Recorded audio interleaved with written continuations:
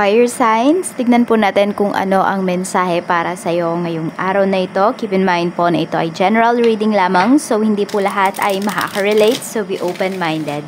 Sa mga hindi pa po nakasubscribe dito sa ating channel, please subscribe na po kayo and palike na din po ng ating video. At sa mga nais pong mag-avail ng ating private readings, lucky stones, amulet, and ang ating bracelet, makikita nyo po yung link sa description box below.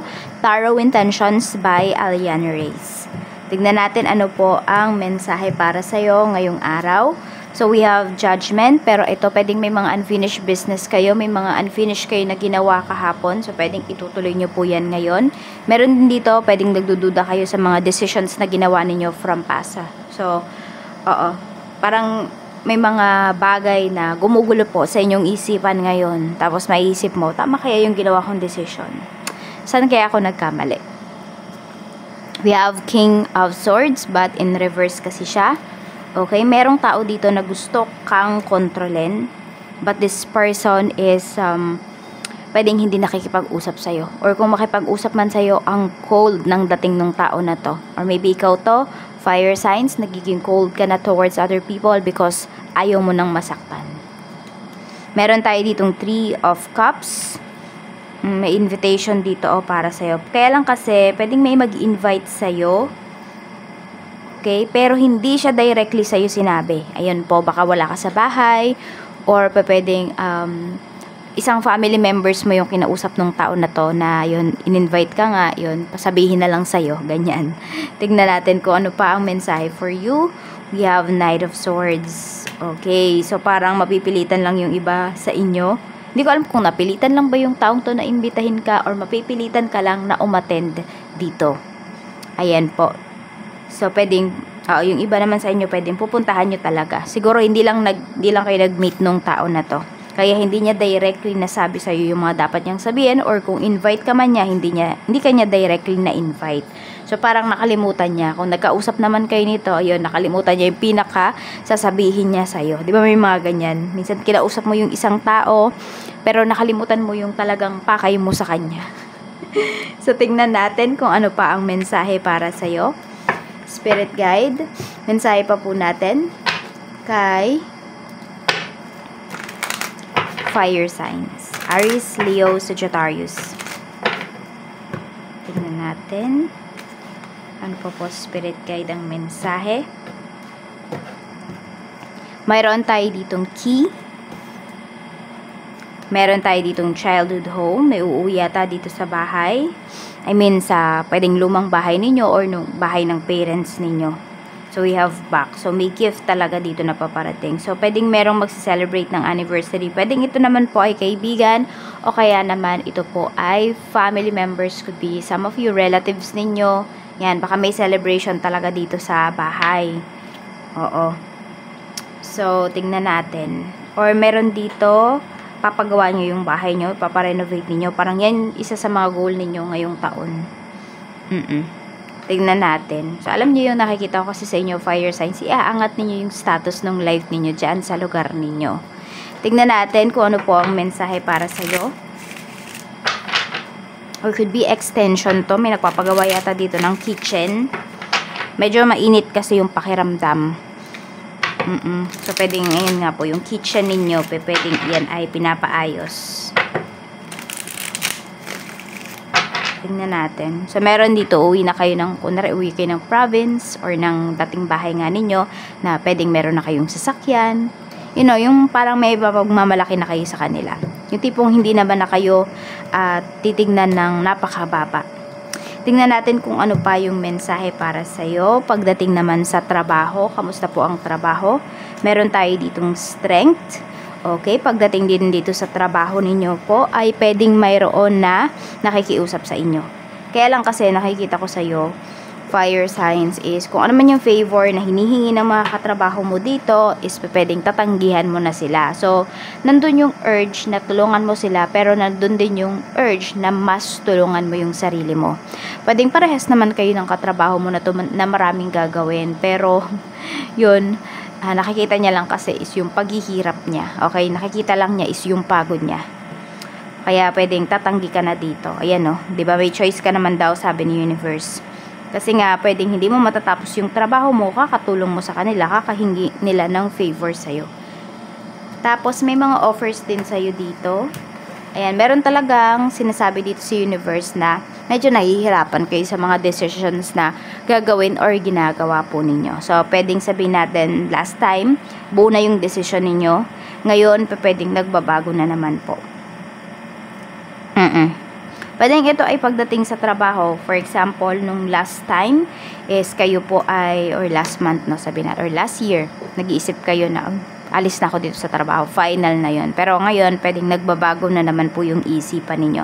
Siguro, depende sa sitwasyon. It's either gumaganda ba yung sitwasyon or nakikita mo na hindi talaga yun yung tamang gawin as of this time. Tingnan natin pagdating naman sa negosyo. Kung meron po kayong negosyo, we have the devil. So, sinasabi dito is unti-unti po makaka-recover talaga yung inyong business. Sa umpisa, medyo mahihirapan kayo. Could be this month, yung iba po sa inyo, medyo may discomfort kayo na mararanasan pagdating dito sa negosyo. So, tignan nyo po, ayan. Siguro ito yung time para mag-isip kayo or para gumawa kayo ng other plans, other hakbang para mas mapaganda pa yung sales ninyo. Could be itong araw na to. So, ayan, pwedeng meron dito babaguhin nyo ba yung place nung ano ninyo, nung mga stuffs ninyo, nung mga stocks ninyo pala. Hindi stuffs, na mga stocks ninyo. Yan, pwedeng babaguhin ninyo yung ayos. Tapos, meron din ako nakikita kasi dito, may mga delays. So, pwedeng sa supply nyo yan, o kaya naman sa deliveries po ninyo. So, i-remind niyo ahead of time yung inyong mga kliyente para alam nila kung, kasi diba nakakahilo kayang maghintay. Hindi po para ka magkakasakit. May mga ganyan ba kayong feeling, fire signs pag kayo naghihintay, diba inip na inip ka. So, i-advise ninyo ng mas maaga if madedelay talaga yung inyong deliveries, ganyan, or yung inyong meet up sa inyong mga kliyente. Tignan natin, and also to remind them na meron silang order. May mga tao din kasi na nakakalimot, hindi ba? Dahil sa sobrang daming ginagawa. Tignan natin kung ano pa yung mensahe. Pagdating naman sa pera, meron tayo ditong the High Priestess, and meron tayo ditong the Star. So, medyo nawawalan kayo ng pag-asa dito pagdating sa inyong kaperahan. Ayan. So, alam nyo naman kung saan nyo gagamitin yung pera ninyo. Pero, kasi, ayan po, parang may nandurugas kasi sa inyo dito. Okay? Tapos, meron din, kung meron kayong utang, feeling ninyo fire signs, di na kayo makakawala dun sa utang na yun. Nahihirapan po yung iba sa inyo. Gusto nyong, meron din dito, gustong maging independent. So, pwede ngayon po yung pinag-aaralan ninyo. Pwede kasi na mayroong gustong bumukod dito ng bahay. Yan. Tignan natin pagdating naman sa love life mo. Kamusta? We have 3 of Swords. Meron bang nasa third party situation dito? O yung iba po sa inyo ay, ito, nasasaktan kayo ngayon towards isang tao. Pwedeng maisip mo nga, ito, parang ito yung energy na yun eh. Feeling mo, nagkamali ka ba dun sa decision mo towards that person? May trauma kasi na lumalabas dito. So, pwedeng na-trauma na kasi kayo dun sa tao na yun, sa mga sinasabi niya.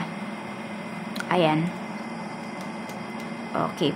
Alam mo yung sobrang mong minahal yung tao na to, but today or now, yung tao na to parang hindi mo na siya kayang makita, hindi mo na siya kayang makausap, or ayaw mo na siyang makausap kasi pwedeng binigyan ka nito ng trauma. Yan. More on sa pagsasalita yung nakikita ko dito, the way that person talks about you, okay, or talks to you, sobrang mapanakit.